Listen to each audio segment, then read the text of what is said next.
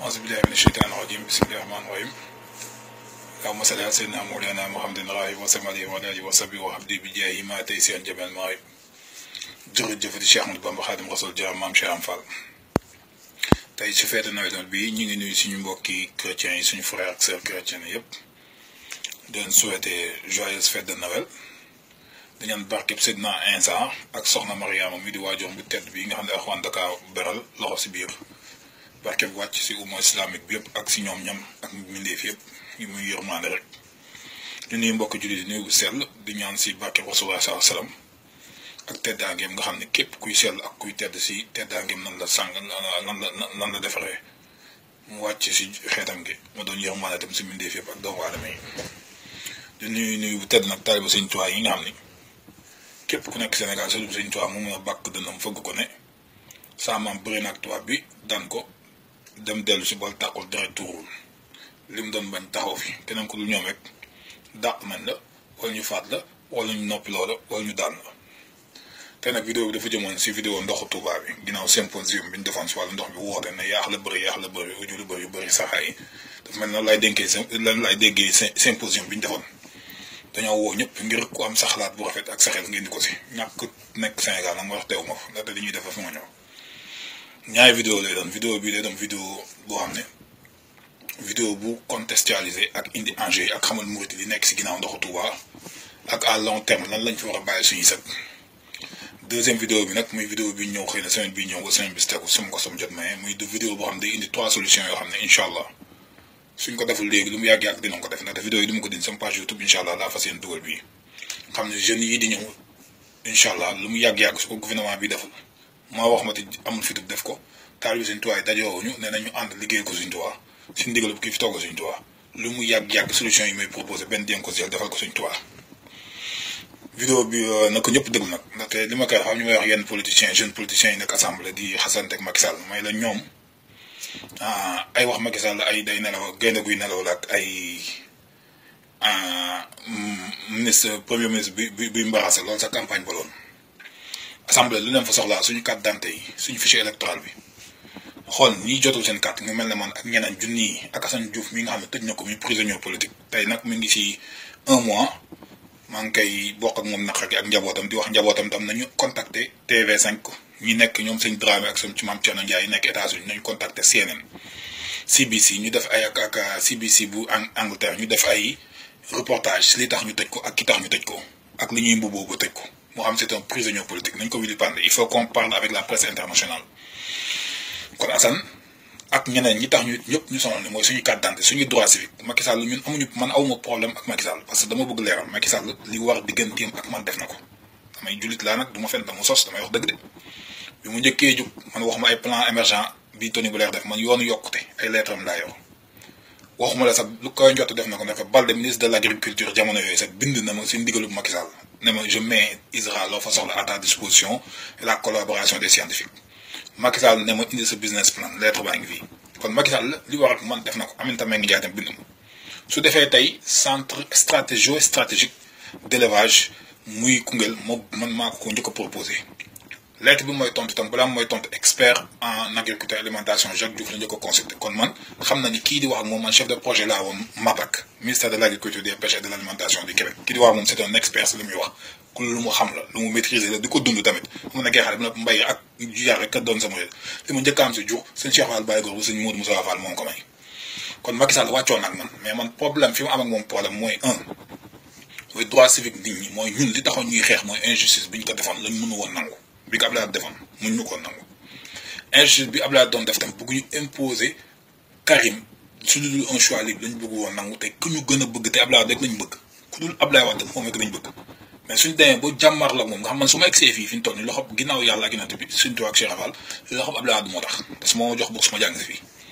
kon suñ demee ba jug ak li ñu Abdoulaye Wade defee jàmmar la moom ngir lu dul yoon kon Macky Sall duñ nangu mu dul def nekk si réew mi si lu dul yoon ndaxte bañ ko bëggee teg lu dul yoon ànd nañu si yii muy def jàpp tëj doomu Abdoulaye Wade jàpp ñu tëj ñeneen téye suñu droit civique bëgg ñu bañ exprimer wu librement ñun loolee suñu problème ak Macky Sall li tax tam ma bañal ko teranga yi mu doon defal man bëgg sama catu kaw ba sama catu wee damaa bëgg lépp lu si am ñu ni teranga bu Sëriñ Tuubaa la doole bu Sëriñ Tuubaa la man je suis un produit fini de Sëriñ Tuubaa made by Cheikh Ahmadou Bamba Xaadimu Rasuul bëgguma ëllëg sama réussite wala sama lenn kenn jàpp ko di si am loo si wax leneen lu Sëñ Tuubaa kon mu leeral ko ni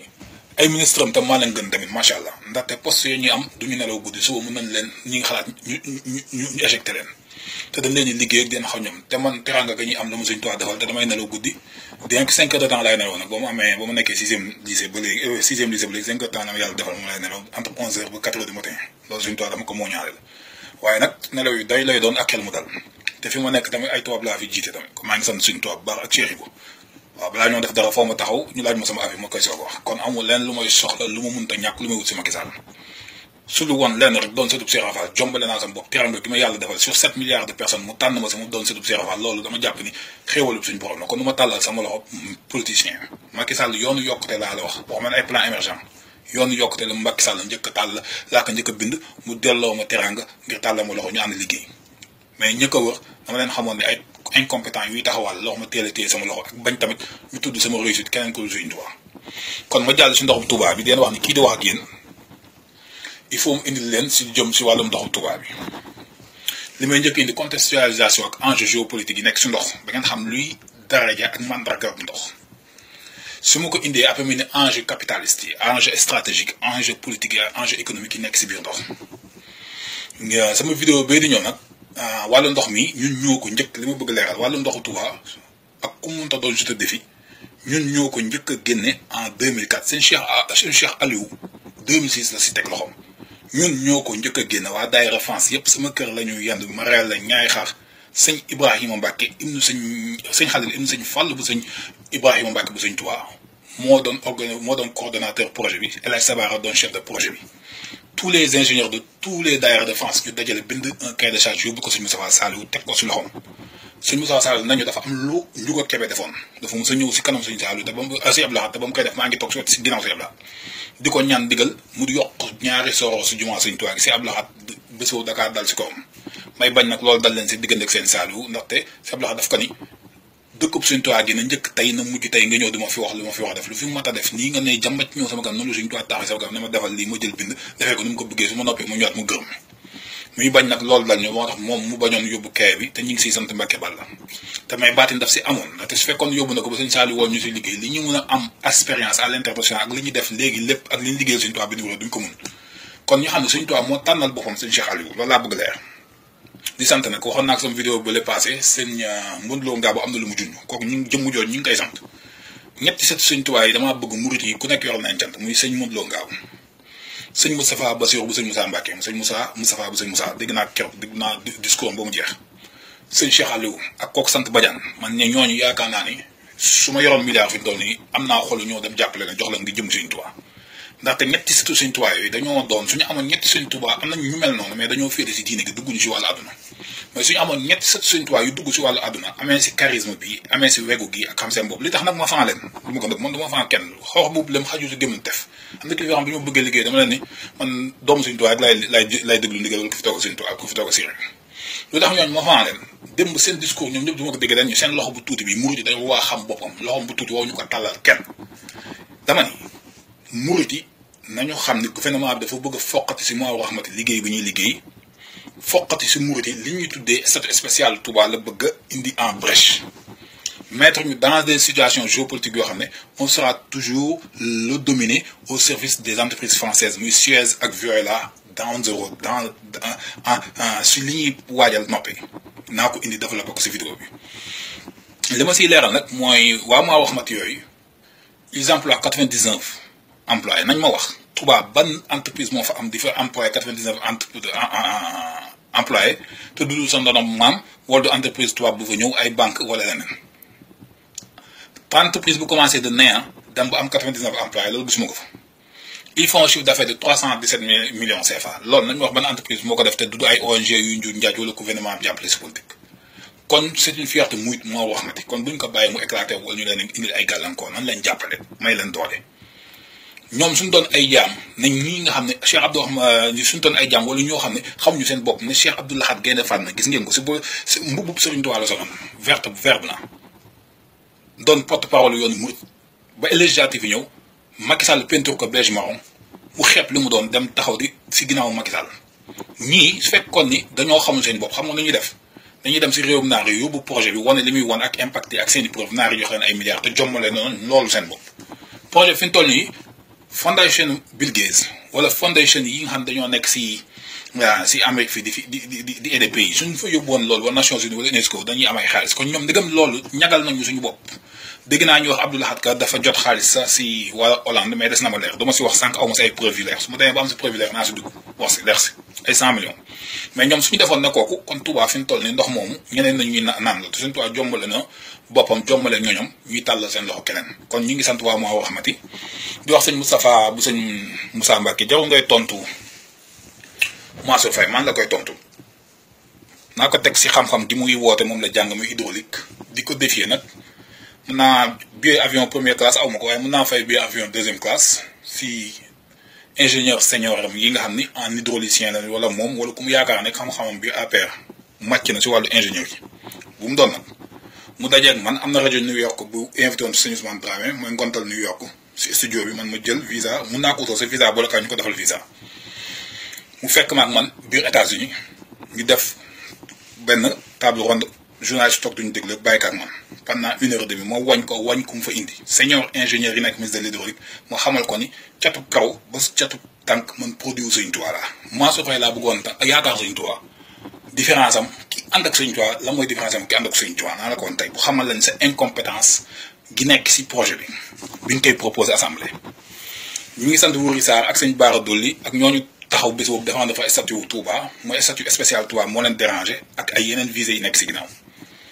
Mansour Faye laa njëkk a tontu ba leeral nit ñi ni dafa am incompétence wala dafa am lu mu ay dëgg sërëx yu mu denc si biir lu mu doon wax loo xam ne danger lay indi ëllëg pour Touba di soog a nag dugg si analyse contexte géopolitique bi ak analyse enjeu yi nekk si biir économique yeeg yeneen ak capitalistes yi vidéo bi ñëw nag doon solution bi ki di wax nag produit bu Sëñ Tuubaa dama bëgg ngeen xam ne produit Sëñ Tuubaa su ma waxee ba yow Mansour Faye dangaa jugoon am ab pànk am ab fierté di wane ni meeru Ndar nga di tontul Faidherbe ba ak protéger Faidherbe bi Mbaye Pekh waxee ak yow noppi woo dangaa tontu su ma waxee sama vidéo ba nga dégg ko amal jom ak xam-xam ak mën-mën génn tontu justifier li ma lay fi ma lay dugal fexe ba génn si Mansour Faye yaa ngi comparé li njëkk Kirène ak waa moo waxmati pour wane ni c'est une organisation privée buy lekk xaalis moo waxmati bokkul ci domaine économique bi ñu ñëw ñii c'est une organisation communautaire purement non lucratif mais la c'est Kirène ki ka moom da ngay xool ki actionnaire yi njëkk Desalliés su ma jumul si Jean-Claude Desalliés su ma jumul wala beneen bi la ki jàngoon Canada su fekkee ne entreprise boobu moom la tamit jaay ndox nañ ko laaj xaalis boobu fu mu jugee ak ñooñu lan ban clientèle la ñuy viser bokkul ak ñii boobu moo fu nga njëkk defee erreur parce que da nga jël ñaañu bokkul domaine de définition nga bëgg leen ko boole si même ensemble te foofu def nga fa erreur ñii c'est purement communautaire et non lucratif beneen point bi nga indi nag lii ngay wax moom lañ tuddee Water Resources Management and Planification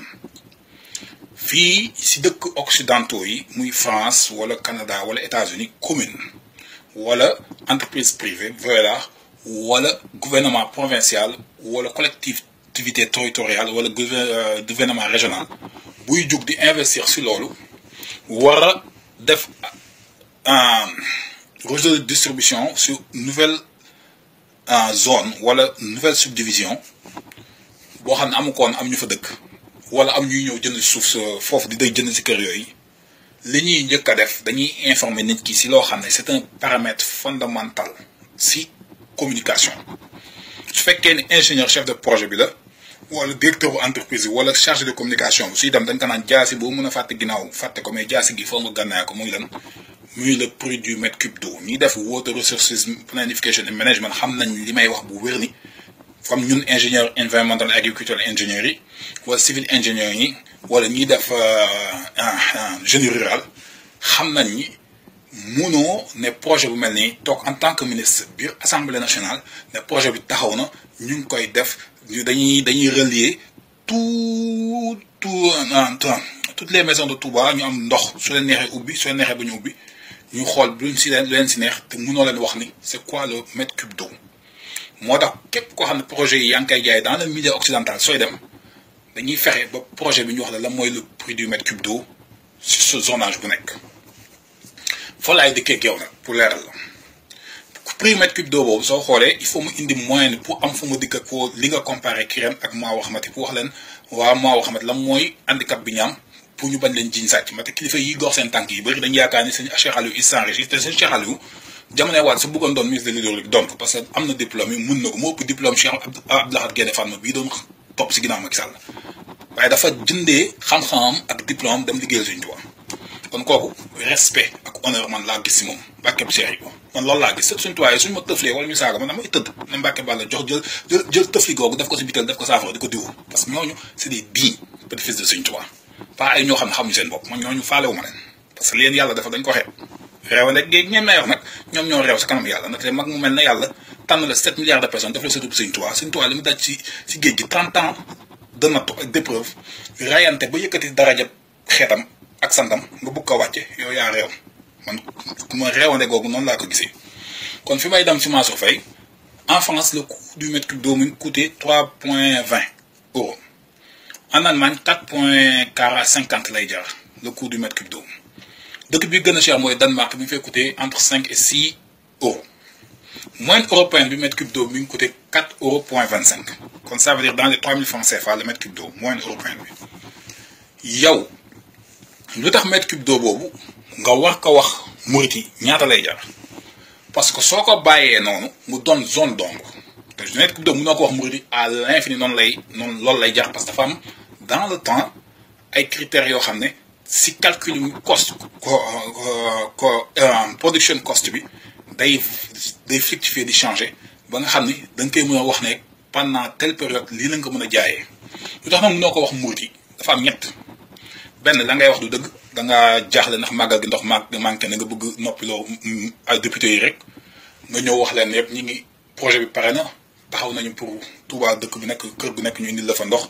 gasaat tuyaux yi nga def créer benn wax noonu rek wala say ingénieur yi la jox dañ laa conseiller wala projet boobu ñàkk a def dañoo amul base bi nga xam ne moom la ñuy utiliser pour calculer mètre cube d'eau boobu tout dëkk boo dem loolu ñëpp ingénieur yëpp si ànd mètre cube d'eau pour nga mën a évaluer lu muy jar il faut ñetti paramètres yi mënu see ñàkk muy coût de la distribution et de l'exploitation boobu dafa amaat yeneen sous paramètres yi nekk si biir muy coût de l'assainissement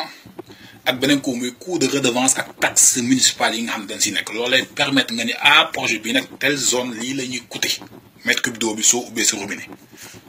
tout bon leadership ou tout bon porteur de projet ou ministre ou élus locaux su demoon bay jaay projet bi foofu loolu mu def ko gànnaaw ko si projet bi nga mën a tontu journaliste yi te indiwoo loolu ba léegi te maa ngi lay laaj nga génn je te défie ni nga doon défendre li doon teg mbay peex nga génn ne waa Touba mètre cube d'eau bi lii lañ leen koy jaayee ak si li nga wax ni moom nga bëgg a def Touba soo ko defee nag ñu xam ne ngay kàcc léegi nag fi ñuy dëkk si exploitation boobu lii wane ni que itam deuxième problème am nga ko lii wane ni que tu ne maîtrises pas le sujet laa bëgg a wan jàll nag loolu taxul tey murit jug fam fenn fu muy bëgg a jug pour yee murit yi historiquement ak actuellement dans le futur lan mooy l'enjeu de l'eau ak lan la lu ndox di représenté mooy mënoo wax projet de distribution biir assemblée en tant que ministre de l'hydraulique mais 100% des maisons de la ville sainte de Touba vont être raccordées kon ça veut dire que et actuellement l'état des choses mooy ça veut dire que il y a que moins de 60% des maisons qui sont raccordées et avec la distribution actuelle par jour moins de 25% de la population Touba reçoivent de l'eau en quantité non suffisante mooy dañuy besoin yi mënut a ñàkk rek la ñuy jëfandikoo 25% de la population Touba ak système actuel bu fa nekk yow nga ne da ngay jóge système actuel bi dem système bu gën a jàppandi bu wër Touba yépp kon ça veut dire da ngay jóge de 25% avec une consommation non suffisante dem sur consommation suffisante à 100%. C'est-à-dire que les eaux usées, les résidus, les assainissement bi facteur assainissement bi da nga koy multiplier par 5 à 8 facteurs boobu te suñ ma ko laajee naa ko démontrer suñ toogee mën a ñëw studio wax la ko kon eau usée bii su fekkoon ne fi ñu toll nii ñi ngi Touba ngi perdre 100 000 mètres cubes d'eau usée muy dem si fosse perdue ak si nappe phréatique bi yow li ngay def su fekkee ne nopp na 800 000 mètres cubes d'eau mooy dem si suñu nappe phréatique xanaa kon yow da ngaa sa projet dafa jublu empoisonné nañu parce que wax nga wàllu distribution te waxu assainissement waxoo ko te loo tax tout européen jamais ñu def fenn benn distribution wala américain yi ndox d'eau te duñu wax plan d'assainissement bi parce que eau usée c'est néphragique parce que ça pollue les nappes phréatiques. Donc, un ministre de l'hydraulique qui doit avoir affaire avec le ministre de l'Environnement de Macky Sall parce que ton projet va polluer nos réserves hydriques de Touba. Et ces réserves sont des réserves vraiment Nindi, Kadi Baloji, ak Touba Bogo. Ndox ya fa nek dafa bëri c'est des eaux douces. Kon do ñëw sa projet d'adduction bi ko wax assemblée di ko jaay te impact négatif si environnement au Touba ak suñu réserve hydraulique waxoñu ko. Kon ça veut dire que ni projet bi c'est mal étudié wala maîtriser ko kon tontu ma ni nga tontu Mbaye Pekh xam man produit Sëñ Touba la yàkkamti naa dajeeg yow si plateau wan la ki yaakaar Sëñ Touba lu mu rawee ku yaakaar Sëñ Touba ma jàll si dossier dem si dossier beneen boo xam ne mooy wax ak murit yi si lii enjeu ni may définir ndox mooy dama naan ko c'est le noyau fondamental de la civilisation humaine dégg ngeen li ma wax ndox mooy le noyau fondamental de la civilisation humaine muy ni may njëkk a gisee damay leen koy njëkk au niveau physiologique ak anatomique njëkk leen ni définir ndox si doomu aadama di soog a dikk ak yéen nag au niveau historique enjeu yi mu joué ba forger civilisation parce que la sédentarisation de l'homme a été facilitée par la présence de réserves d'eau muy fleuve wala lan mais même les mouvements les migrations de l'homme dans l'Antiquité et même à l'époque actuelle Mangani c'est attribué à l'eau gis ngeen Cheikh Sidiya Baba ak Serigne Touba li tax ñu tàqali ko bi nekkee Gànnaar kon ndox dafay forger civilisation mooy civilisation léegi nag définition bu gàtt laa lay wax man la civilisation ni ma koy définir moom mooy comme un ensemble d'éléments qui peuvent être d'origine différente ça veut dire que civilisation jinne am na extraterrestre civilisation beneen am na muy humaine mais un ensemble de même règne animal bi am na civilisation parce que am na nu ñuy dundee seen biir un ensemble d'éléments qui cohabitent ensemble dans le respect du droit de chacun et dans l'intérêt commun aussi pour combattre tout envahisseur et même pour générer des valeurs ajoutées dans leur quotidien pour enfin de faciliter l'épanouissement ou l'épanouissement ou la pérennité de leur existence. Man noonu laay définir civilisation kon loo tax ma jàpp ni doomu aadama sax c'est une civilisation anatomique dans quel sens que ni xëtër organes yi muy foie pancréas cœur tous les organes de l'être humain ils vivent ensemble dans un monde dans un univers muy suñu corps ils vivent ensemble dans le respect du rôle de chacun loolu civilisation parce que c'est un ordre établi mu nag mu am nag un dirigeant boo xam ne dañ ko jiiteel muy xel mu am nag un ministre de l'énergie muy xol mu am un ministre de l'alimentation muy gémmin ak ay bëñ est-ce que am nga foofu ko léegi ñoom ñëpp ñu cohabitent ensemble di dundandoo si biir yaramu nit di nekkandoo benn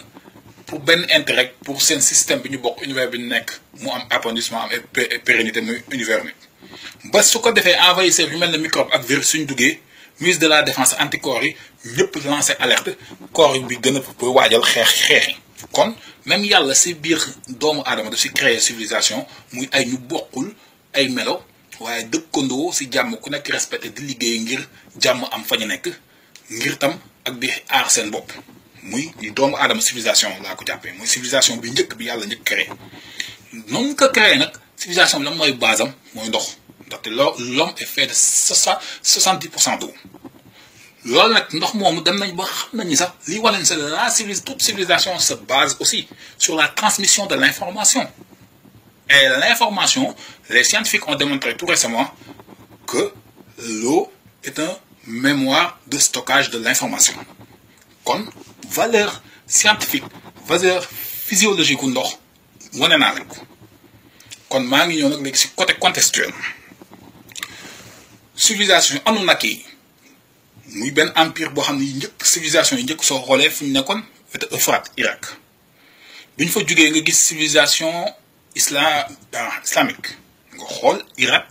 moo njëkk a créé li ñuy wax ni moom mooy wàllu banque billet de banque ak pièce de monnaie en or Les plus grands savants musulmans, les plus grands scientifiques même du monde musulman religieux, et même de la médecine et de médecine arabe et des mathématiques, c'est en Irak où ils ont proliféré. Le Kowaral, il y a la présence de l'Euphrate. Je vais vous donner un autre exemple. Donc, ça veut dire que la présence de l'eau a permis une émergence d'une cité nouvelle musulmane et même la florissance, comment ça s'appelle, le rayonnement de la culture musulmane. Kon,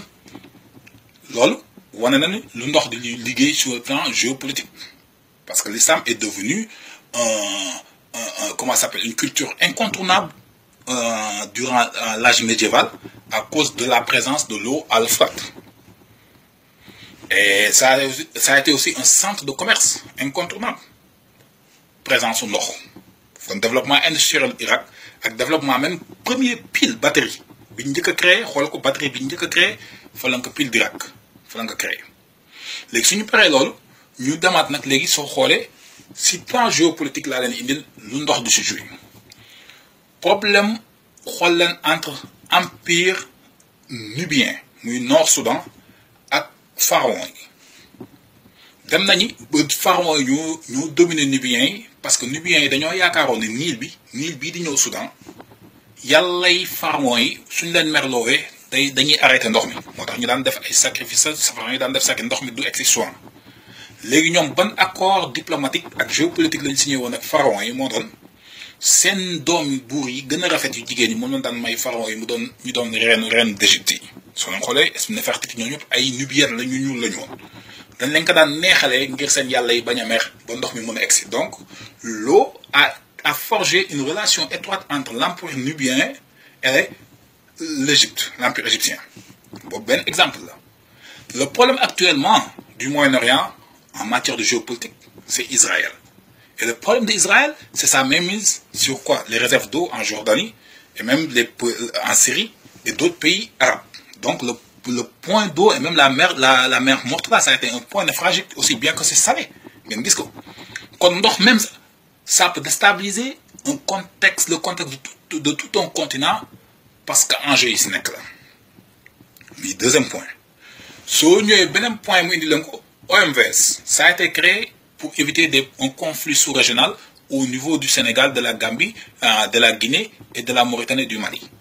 Kon ndox, le fleuve Sénégal a permis de réunir des États qui, même si souvent ça devait être des États rivaux, yu indi guerre. Au plan géopolitique, ndox est un facteur liant et de lubrification des matières, des relations diplomatiques. Comme beneen point ñëwaat na foofu mu indiwaat leen nag beneen point bi gën a graaw mu muy ici au Canada et aux États-Unis sur le plan économique géopolitique économique lay indi.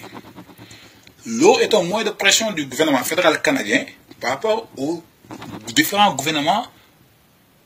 des États américains, État New York ou Détroit ou yeneen même au gouvernement fédéral. Parce que gis nga bi Obama di pull down projet Keystone bi su fi fekkoon apport dina am fu mu ko bloqué mais québécois yi ñoo taxoon ba jàll. Parce que soo leen xoolee New York ak Détroit ak dëkk yu bëri si États-Unis au nord surtout New York seen électricité du si bëri Hydro-Québec moo leen koy jox ba fi mu toll nii projet am na 3 grands projets yi développé au Canada fi mu toll nii yoo xam ne soo leen boolee dina mën a ay 40 milliards de dollars muy BC Hydro muy fii en BC noonu nañu fa yóbbu site si mais li may sori njaboot gi moo tax mu bañ si BC Hydro nga xam seen suñ ko produire dañ koy yóbbu sud bi jaay ko États-Unis muy Newfoundland Hydro ak Labrador Hydro moom tàmbale na dog ñoom ñëpp seen production électricité ñu ngi koy defee si ndox hydroélectricité pour di ko jaay américains yi. Léegi soo xoolee Trump bi mu ñëwee indi politique de protectionnisme yi pour Trump indi bi comme mu indee li amee li banque fédérale canadienne dafa wàcce dollar bi pour favoriser achat bi vers le Canada. Léegi les grandes entreprises de distribution comme Altalink comme damay fàtte benn entreprise bi ñu doon liggéey sax bi nga xam ne dafay sa Alberta Transmission Line ñoom entreprise yooyu de distribution te ñu nekk New York ak États-Unis ils préfèrent au lieu ñu jël électricité hydrocarbure bi parce que prix bi day cher ñu ñëw jël électricité hydroélectrique parce que moo gën a verte en limite sur leur image mais mooy gën a yomb par rapport au dollar canadien bi moo tax toujours day am interdépendance ndoxu Canada yi mooy les grands lacs les grands barrages day créer interdépendance entre le gouvernement canadien ak le gouvernement américain parce que li ñuy fournir ci marché am est à de bons prix qui rend plus compétitif les entreprises américaines en matière de production parce que l'intrant énergétique plus mu coût yi gën a baax plus sa marge sa marge de bénéfice gën a yokk parce que sa coût d'exploitation day wàññeeku kon loolu rek wane na ko fii que ni am ndox dina tax yow sa un état frontalier boo xam ne capitaliste la énergivore nga mun ko maîtriser du jouer ak politique am ba muy nangu say projet te mooy relation Canada ak États-Unis léegi nag foofu indi naa leen contextualisation yi mi ngeen tam biir Sénégal problème yi da ngeen xool problème bu leen déggee xeex am na entre sàmmkat ak baykat mooy dafay am marigot bu nekk ci digg toolam sàmmkat yi bëgg fa dem kon c'est un problème source de conflit ndox gis ngeen ndox kon ku am ndox li ma bëgg a loo ma indi yëpp waa Touba ku am ndox mën nga dem ku yor sa ndox mën na dem ba di la am fu mu lay coñancé ba di la def loolu li mu bëgg mooy ni égyptiens yi daan def loolu libyens yi mooy ni irakiens yi créé un pôle de rayonnement mooy zone rayonnement industriel culturel bu l'islam foofu créé ba billet de banque créé monnaie de banque créé chèque nga xam da nga daan ñëw ba foofu di ko retiré mooy problème de conflit bi am mooy kon ndoxu Touba bu ñu ko jël di ko dox ci loxo étranger li may wax nag c'est un protectionnisme que j'appelle et ce protectionnisme Serigne Touba moo ñu ko jàngal Serigne Touba le concept de protectionnisme national Serigne Touba moo ko ñu ko développé bi Serigne Touba di naan sëñ Mouhamadou Moustapha Mbacké bu ma Touba bi teg bët du lenn ndaxte Serigne Touba bi ñu koy yëkkatee nee na bismillahi rahmaani rahim di ko teg soto bi ñu koy dugal si fi ñu ko denc nee na bismillahi rahmaani rahim ba sëñ ñu ko fekkoo ñu bëri la tax ñu daanu jooy gën doon jooy suñu Basiru am na ku ko laaj ci mag mu ne ko bismillah gi sëñ jox moom mooy riir sama dënn bi ba léegi kon Serigne Touba maam Anta Ndiaye mu tedd ma waajuru sëñ Cheikh sëñ Sidi Mokhtar muy sëñ maam Cheikh Anta Mbacké bett na ko mu xar jëmmam juróom-ñaari yoon kon Serigne Touba su tëddoon faatu tubaab bi su ko bettoon sax mënoon na jékki-jékki doonaat jugaat taxaw wala mu créewaat beneen Serigne Touba taxawaat ndaxte tëjoon nañ ko ak soxna si jigéen si tukki bi teg ñaari garde si bunt bi ne bu kenn dugg bu kenn génn ñëw suba teel gisuñu soxna si bu ñu waxee mu génn këll gi ba mu génn bu ñu yëkkatee këll gi ñu gis mbott bi soppeeku ne ko nit kon Serigne Touba amoon na don de la transformation métaphysique sax ak physique de l'état physique à l'état liquide même de l'état liquide à d'autres états même loolu amoon na ko Serigne Touba amoon doole yàlla may na ko la ba sàmm jëmmam soxla woon mu koy dox digal Serigne Modou Moustapha Mbacké moo na dem tam bu Touba xam ne waxtu demam jot tam mu làqu tafa ñu denc ko fa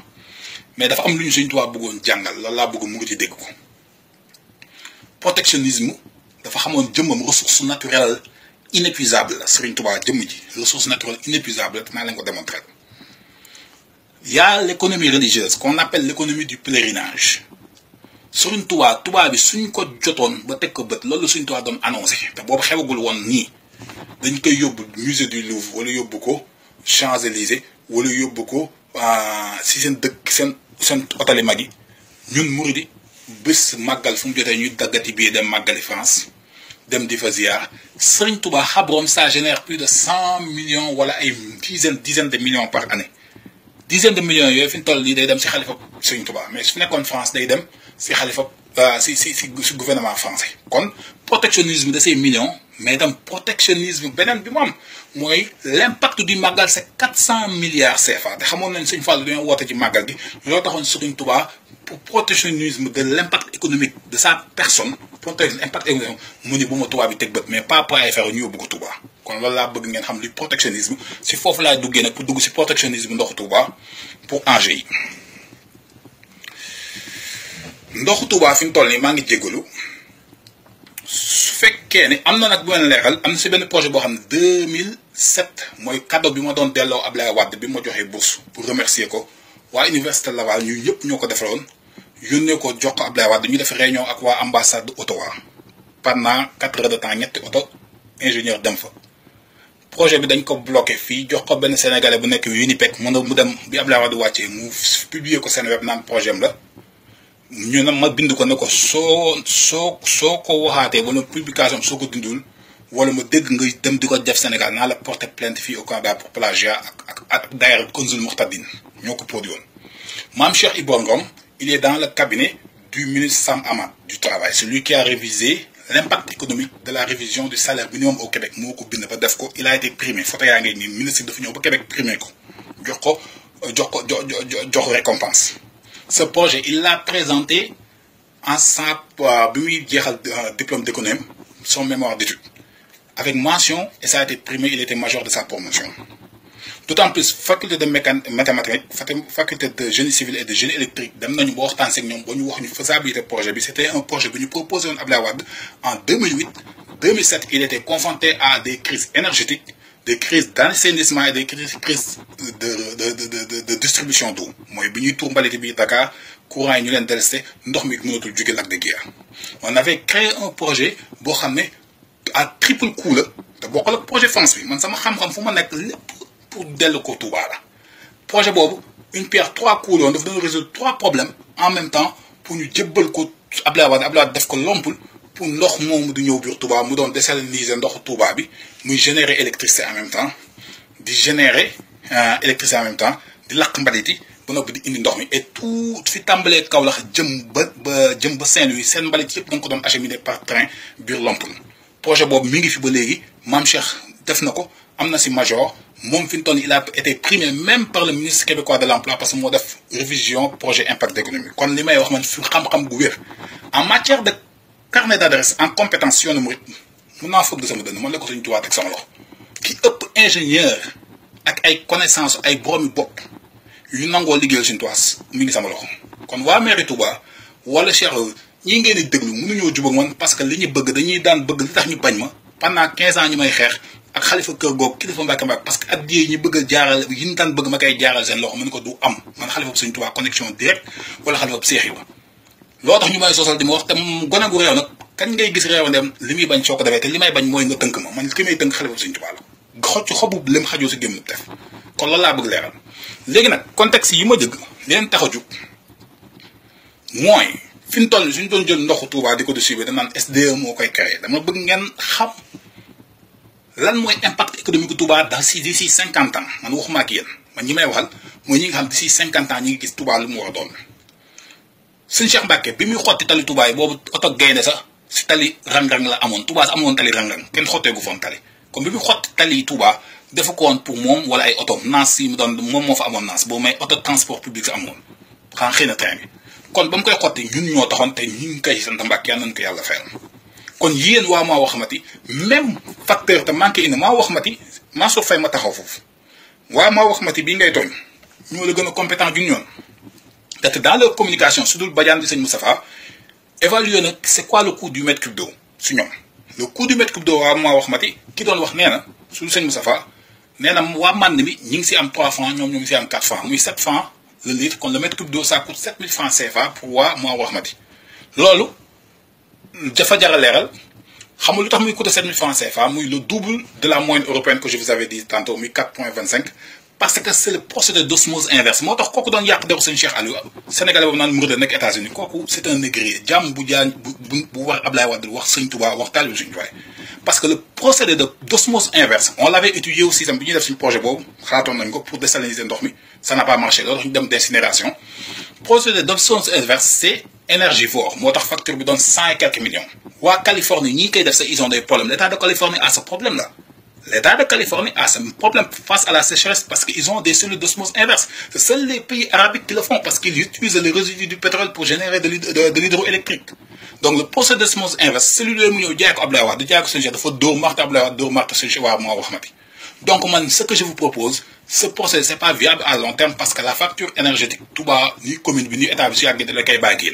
donc je vous propose des solutions en aval yo xamné ça va être viable et ça va faire de Touba et même de moi Wahmati une institution ou qui va compétir avec Veolia ak Suez au niveau sous-régional et même au niveau international. Faisons un effet médiatique de développement, c'est-à-dire faisons de Touba un exemple de compétence lola leen laaj mais il faut yaa leen woote yéen waa ma wax mati ubbeeku leen xam ne def ngeen li ngeen mën jaaraama mais am na ñu leen ëpp compétence ñu yàgg a tukki ñu yàgg a gérer ay projet ñu leen ko gën a mën ngeen nangu ñeene nañu waxtaan ak ñoom xool fi ñu mën a yóbbu liggéey bi seen fonds d'investissement bi ngeen wax ak yëpp man ànduma si naan propose lu gën loolu te su ma ko waxee ba noppi ñii wax di ngeen xam ne kii li muy wax lu wér la kon enjeu yi laay ñëw Touba 1969 ou 70 bi Cheikh Abdoul Ahad di toog ba léegi xoolal courbe d'évolution de la population de Touba xool données statistiques courbe de natalité population sénégalaise soo combiné ñaar yooyu di nga mën a projeter ni Touba en 2050 sa population va doubler ou va tripler. Ça veut dire qu'on sera plus de 4 ou 5 millions ou 6 millions d'habitants dans la ville de Touba. Mais pensez aussi à l'économie religieuse. Le nombre de pèlerinages, ça booste la courbe de consommation en eau. Et même ça booste la courbe d'assainissement, de résidus en eau usée. Quand l'on sort c'est une poule aux œufs d'or. Ça intéresse les entreprises européennes parce qu'ils n'ont plus de marché en Europe. Tout est saturé. Donc c'est ce qu'ils ont vu. Donc qu'est-ce qu'ils vont? Ils vont, comme Macky Sall, nous liguer lobby. Généralement, ils ont dit lobby la lobby franc-maçon, moo gën a kawe gouvernement. Dan lay jox ndigal ne la voilà man maa ko diriger dafa soxla marché tubaab bi. ñu ne plan bi mooy lan mooy dugal loolu visée capitaliste la visée économique mooy jox leen ko SDE. su SDE su ñu ko joxee ba noppi ñu tàmbale jox seen moyens yi si gouvernement bi indil leen gàllankoor SDE ndox mi di yàqu waa Touba kaasaat ñu ne dañuy jaay entreprise dañ koy privatiser benn Veolia ñëw fa la ñëw jënd ko wala Suez jënd ko muy buntu brèche li Serigne Touba Moussa bañ te bind ko wa najjinaa min sharri haazaa zamani wa sharri xayrihi wa kulli fitani wa taqinaa sharra nasaar wa yuhud wa sharri iblis wa kulli zi juhud Serigne Touba waxoon nañu si Matlabul Fawzayni buñ na ko yàlla na musal dëkkam gii ak moom jëmmam ji si pexeb ñu Veolia ak français yi nasaara wa yuhud musuwaat non si seen i loxo kon bu ñu ubbi buntu boobu kon ñoom li ñu bëgg fi mu toll nii xam nañu Touba c'est une ville boo xam ne la consommation en eau va être exponentielle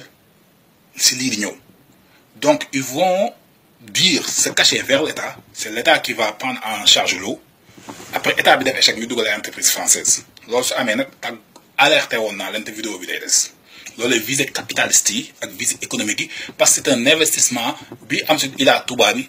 entreprise bu dof bu am ay analyse financière yoo xam ne du risque la mën na jël seen xaalis def ko si stock change yi defuñu ko fa wala def ko si paradis fiscaux yi ñëw di ko investir Touba xam nañ Touba c'est une poule aux œufs d'or c'est une vache laitière intarissable moo tax ñu bëgg fa def seeni biir. Deuxième chose bi tamit muy protectionnisme dafa war a tax bu ñu bàyyi ñu foqati marché bi waa moo wax ma jox muy 99 employés ñu protéger on préfère protéger 99 employés sénégalais que donner à des ingénieurs français qui viennent travailler au Sénégal. Il faut avoir cette vision protectionniste muy Serigne Touba protectionnisme moo amoon si jëmmam yi. beneen mooy visée capitaliste bi ak yeneen wax naa leen ko visée stratégique bi une fois que nag les Français ont la main mise sur l'eau de Touba c'est-à-dire ils peuvent jouer sur des politiques yoo xam ne mën na favorable si waa Touba ubbi ndox mi jàppandi lépp pour mën a gën a lekk suñu pétrole bi nga xam ne heure bu coow amee si pétrole bi rek dañu naan dañuy retirer suñu entreprise yi Touba amatul ndox ñu ne il faut Français yi des fi wala mun problème am si pétrole bi ñu bëgg sanctionner xam ne murit yi ñooy révolté wu pour défendre seen ressources naturelles ñu tëj ndoxu Touba yi mooy ni Tanor Dieng defoon seen Saliou en 1998 noonu la ñu xamee ne Abdou Diouf day dem màggal ga dafa tëjoon ndoxu Touba yi. kon donc li ma leen ko waxee si région stratégique yi soo xoolee au Moyen-Orient l'empire nubien et l'empire égyptien muy les sources de conflit dans l'OMVS seen ndox bu leen ko jox un pays étranger ça fait partie de la souveraineté nationale le maillon fondamental de la civilisation c'est l'eau ce maillon fondamental de la civilisation mouride donc ça doit être géré par des organismes mourides et des leaders mourides purement ancrés dans la doctrine de Cheikh Ahmadou Bamba non corruptible et non influençable par des investisseurs étrangers ni des lobbies il faut loolu mu clair kon raison stratégique bi luy naanal waa Touba bu ñu ko teg si loxo keneen loolu mooy raison stratégique bi te ça veut dire que le statut spécial que Touba avait foofu la ñu duggee nag pour yàq ko parce que y a des Français qui vont avoir leur droit de dire et de même nos politiques communales de taxation et de redevance si ndox mi ñoom dañuy mën a toog sur la table de négociation te Touba table de négociation waxuma la Sénégalais bu dul murid sa war faa teg tànkam mbàkkab Cheikh Rafal nañu xam suñu bopp wóolu gëm yaakaar doyloo Serigne Touba. beneen point bi nag muy aspect politique bi mooy Macky Sall fi mu toll nii xam nañ perdre na Touba ta projet bi ma ko joxoon pour Touba bi doon créer 60 000 emplois si wàllu résoudre problème ndox mi fexe moom turam dootul daanoote ba faw Assane Diop ministre conseiller moo ma ni Macky Sall teg nañ ko si loxo communication yi étudier projet bi lettre sa jotuma ko Macky Sall ne ma remercier ma si en tant que citoyen bu ko yéene lu baax jël proposé ko loo xam ne day solutionner problème Touba pexe ko mu demaat deuxième mandat boobu nag gëmoon naa ni Macky Sall ba léegi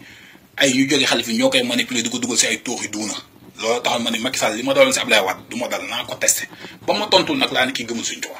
parce que doo gis lu mel ni nit proposé la doo ko ni kañ ñu xool sa su fekkoon am na erreur ñu ko gën a defaree ba mu jëriñ Touba kon Macky Sall xam na ni la ma ko waxoon il est contraint mu dellu si waat si liggéenti ndoxub Touba bi parce que xam nañ ko liggéenti ndoxub Touba sa tur day des ba yomoo xiyam loolu tax mu bëgg def politiser projet bi nii fi mu toll nii léegi beneen muy nag ko raison mystique bi Wuri Sarr nag moo fi indi sama xel te mun ma ko écarter ndaxte lii coupé ndox si Macky Sall bi mu fi nekkee mosut a coupé ndox si keneen ku fi jiitu Macky Sall te lu si tuuti nekk ay tuyaux yu ñuy defar la te suñ si defee du fétichage en masse muy mysticisme en masse xonjom en masse li mu mën a jàpp bëri na waaye nag ndoxum Sëriñ Tuubaa muccal nañu ñun suñ la ñuy liggéey muy jàpp kon bu leen fàtte ni sëñ ma jóg tabbe boobu ma lay wax ni sëñ Assane bokkoon si tuddum sëñ Assane bi maam Cheikh Issa Diène bu mu ko yónnee Sëriñ Tuubaa njaaram teen ba ñuy gas njaaram bokk na si ña ko gas bu leen fàtte ni sëñ Ibrahima Sarr ba ndox Tuuba ñàkkee Sëriñ Tuubaa daf ko ni bëtu ay na rahmati yéen suñu baam mayoon suñu maam Ibrahima suñu borom xëccal na ma ko fii man si laa jàngee en hydrologie ndekete les eaux souterraines am na ay cours d'eau souterraines yoo xam ne ay fleuve lañu te mun nañu migrer sous l'eau de mer si Sëriñ Tuubaa laa amee dégg-déggin boobu. di la wax ni bi ma ñëwee fii man en 2007 di jàng sama premier cours bi ma def en sol suñu professeur dañu doon wax ni production d'éthanol à l'usine de Varennes ça coûte 200 millions de subventions à l'État fédéral. may leen lu tax ñu ne parce que maïs bi coût de projet dafa am ay impact négatif sur sol en environnement ba c'est très critiqué man sama prof ndax xam nga luy sorgho mii mi nu ma xamu ko te boobu li may wax lu leer ma dem xool valeur composant chimique gu sorgho ak composant chimique maïs ma xam ni bière sung-sung gi ñuy defar dugub mu nañ see defar éthanol mu ñëw proposé profil Blackburn ma proposé ko loolu bi ma ko proposé mu wax ko beneen professeur boobu jël lim sama idée utiliser ko dem si agriculture Canada pour def projet de recherche sur sorgho bi pour fonds yi génnee mu écarté ma jël Québécois def ko si kon koo xam ne waaye yàlla li ma fayee si at bis teg dañ ma jël assistant de recherche en physique et hydrodynamique du sol ma liggéey fa 1 an parce que maa jëloon major su cours boobu koo xam ne yow ba nga nekkee tout tànk ba léegi de la force Maguette Faye doomu Mbacke Faye na ko Mbacke Faye laaj ko wala Abdou Karim Fofana bii Macky Sall dénk foncier wu Sénégal fu mu sa wax dama daan wax ñi may àndal ku jëlul premier sa classe wala amoo moins de 15 16 ba dina daal leen si jiitu mathématique ak physique laa def ku ko deful yow sa sas dañ si yokk 1000 francs daan leen dee leen ko jël ndax Sëriñ Tuubaa dina soxla seen xam-xam jumtuwaay lay doon ëllëg pour liggéeyal ko Sëriñ Tuubaa si xam-xam bi ilmi wa tuqaa rek loolu la ni ujaaxidu googu loolu la si teg kon nañu xam ni li ñu mën a liggéeyal Sëriñ Tuubaa mooy suñu xam-xam mais il faut ñu am fit ak audace ñu dox suñu kanam ñu bënn jàll amul tour amul sant intérêt commun des générations que suñu génération c'est foutu on nous a déjà bazardé mais faisons de telle sorte que génération yi di ñëw ku ñu gis den sama baay wala sama maam vidéo bi kii noppil woon kii jaayante na li may wax nag na des yàlla may gudd fan may wér ma fekk ko samay vidéo yi génération yi di ñëw ku ko gis di nga ma bëgg di nga ma ñaanal di nga ma jël comme fierté Thomas Sankara la mu doon xeex ñii fi nekk tey xool ni ñu koy wax te ñakkan jamono tamit dañ ko doon xeex di ko wax lu nekk kon mani le facteur limitant pour le développement de Touba mooy ñii nga xam ne Assane Diouf bi ñu koy jàpp ñoom la ñuy utiliser te setaluñu seen der ba léegi parce que kooku jëmm jooju dox ñaama da nga koy xeex li ma yor si ay yu mu yàqal Serigne Touba billahi wallahi taalaxul kitab ak yeneen moroom nit yoo xam ne ay xalifa lañ ci kër Serigne Touba dañuy tas mbooloo Serigne Touba yi bitim réew sax ngir leur propre intérêt famille boppam du kër bàyyam ba mbokk mi seen propre intérêt ngir gàllankoor yoonu murid yooyu dafay dakk intérêt askan wi lañ war a xool ndax Serigne Touba sëñ Mouhamadul Bachir sëñ Mouhamadul Moustapha njabootam taxuñu ko woon jug ndaxte mënoon na toog njaaram liggéeyal leen loo xam ne seen tour day des ba faw mais dafa jug pour l'univers pour la population pour le Sénégal pour les Africains kon nañu jiital un civisme patriotique basé sur le protectionnisme de Cheikh Ahmadou Bamba le concept de négritude Sëriñ Tuubaa indi na ko si Masaalikul Jinaan du naan ne pense pas que mon statut d'homme noir pour me priver d'une quelconque préexcellence mais le concept de protectionnisme Sëriñ Tuubaa moom la mujjee wax ak sëñ Modou Moustapha Mbacké mooy sama jëmm ji bu si tubaab bi bu ñu ko yóbbu Europe nañ ko teg fii muy produire xaalis sama xabu muy générer màggal bi 400 milliards Sëriñ Tuubaa chaque at waroon nañu génne ay milliards si budget national Sénégal jox ko redevance njaboot Sëriñ Tuubaa parce que ba ñu waroon def dévaluation franc CFA en 1902 toute l'Afrique de l'Ouest kenn mënul génne Serigne Touba moo génne xaalis bi tax kenn dévalué le franc CFA kon man je suis un patriote produit fini de Serigne Touba bu leen ma tënkaleeg ay Sonko bu leen ma tënkaleeg ay Malick Gakou bu leen ma tënkaleeg ay Cheikh Bamba Dièye parce que président taxuma jug jiite Sénégal taxuma jug ma yooyu daf may tàlleel te ba ngeen nga xam ne du ma moroomu ñooñu parce que Sonko Petro-Tim Pape Alé Niang ak ñeneen ñee koy conseillé man ñooñu bu ma dajeeg ñoom si plateau ñu xam ne kii li fi nekk basiirul xal bi la xasida yi ñoo koy jaaxat di ko foqal sama xol Serigne Touba nee na xam-xam fu muy leere ak lu muy neexal si leerub xam-xam la te man leerub xam-xamu Serigne Touba xam nga mooy lan nee na Serigne Touba nee na si leerub xelam la te Serigne Touba leerub xelam Touba bi démontré nañu si ADN lay jógee te ADN li si njëkk mooy si sang lay nekk si deret te Serigne Touba nee na su may jàng xasida yi damay mel ne kuy dagg sama yàpp bu yaram di ko jox kon deretam la ñuy jox kon xam-xamam la jël def ko si xasida yi muy deretam muy ADN muy intelligence am sa nukki ko faatan sa rabbi zidni ilman wa allama adama asmaa kullaha xasida yooyu muy bind muy neexal xel di jëw xëral di mel na lem mooy baxal suma xol bi ak sama tubaali abdul muridin saadihin doxumoo bi xidmatin aw bi na addiyaat bëgg googu mooy tax may def vidéo yi ngir yee génération bi ma nekk ak génération bi nekk nañu am fit am audace lu dox suñu kanam nañu bëgg jàll jël suñu xam-xam suñu yëngu suñu dal jox ko Serigne Touba kon maa ngi jeexale foofu sama réveil bi pour dem liggéeyi jot na kon maa ngi sant Serigne Touba sant Cheikh Rafal sant mbokki taalibe yëpp di leen xamal ne vidéo bi di ñëw solution yi naa ko wane et je défie quiconque solution yi je paye lu mu si gis échec ma fayal ko billet ñu daje États-Unis dem si plateau Mansour Faye tontul sa mètre d'eau bi la nga koy jaayee tontul marché assainissement bi pollution bi ni muy yokkoo noo koy def ba atténuer ko ba du yàq réserve hydrique Touba ba projet bi ngay wax moo lañ maîtriser ko woote resources management ak planification képp ku mu nekk sa xarale googu nga xam ko doo jug di dem si assemblée di fa wax yi kon jërëjëf Serigne Touba mi fi def li fi nekk di xamal moo di je suis un produit de Serigne Touba di sant sénégalais jaaraamaam Cheikh Anta xew